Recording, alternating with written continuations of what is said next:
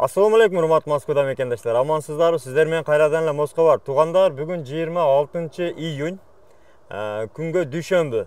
Негизи иш күнү эле, бирок Собянин, Москванын мэри, 26-июнду дем алыш деп жарыялаган. Андыктан бүгүн дем алыш Москвада. Айта кетчү, жакшы жаңылык бар туугандар. Баягы контртеррористтик операция түгөндү. Азыр Москва областы боюнча кадимки эле мурдагыдай эле режимде каттап атат. Бирок азыр биз учурда Мытышиге келаттык эле. Мытышиден кирген, Москвадан кирген, Мытышиден Москвага кирген жерлерде дагы эле анча-мынча машиналарды текшерип атат.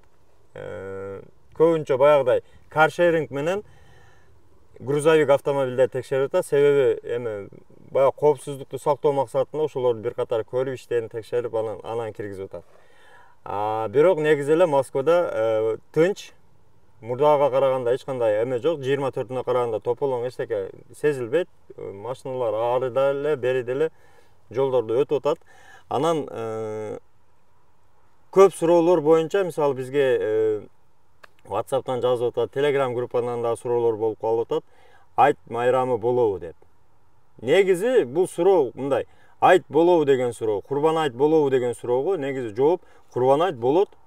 Негизи эле Курбан айт болот. Боло турган майрам болот буйруса ошол 28 күнү буйруса айт болот. Эртең 27 күнү арапа, 28 күнү айт.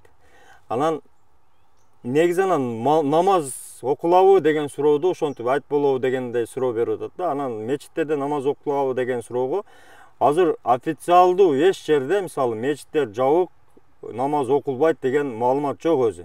Негизи мечиттерде намаз окулбайт деген маалымат жок. Бирок өткөнкү 24-үндөгү окуя боюнча айта кетсек, ошол 24-июндагы окуяга байланыштуу Москвада, Москва областында контртеррористтик операция болгон. КТО деген. Ошол контртеррористтик операциянын учурунда эч кандай баягыдай коомдук иш-чаралар, майрамдар, бадай чоң-чоң уюшкан программалар болбойт деген чечим бар эле да. Ошондой эл көп топтолгон жерлер болбойт.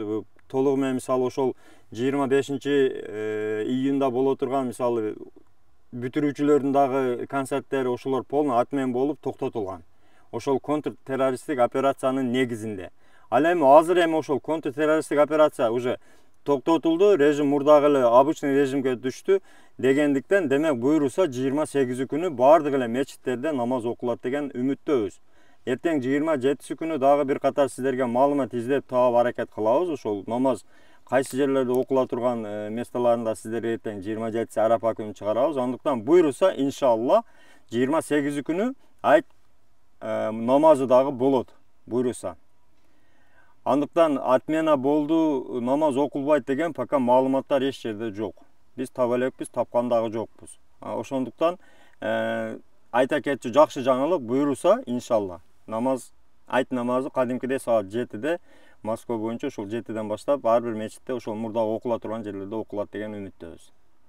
Андыктан келе жаткан айт майрамыңыздар маарек болсун.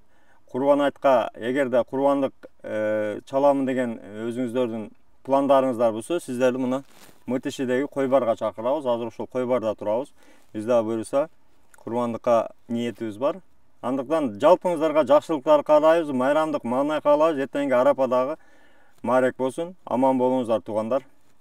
Урматтуу Москва шаарындагы мекендештер, эгерде сиз чек арага кирди чыктыга муктаж болсоңуз, же документиңиздин мөөнөтү бүтүп жатса, анда биздин кызматтан пайдалансаңыздар болот. Ар күнү өтө ыңгайлуу, заман талабына жооп берген заманбап автоунаалар Москвадан Казакстандын чек арасына каттоодо. Ортомчусуз кара тизмеден текшерип, бир гана ыңгайлуу автоунаа менен сиздин документ маселесине жардам беришет. Байланыш номерлерибиз 8 926 213 00 60 +7 965 402 93 Мухиддин.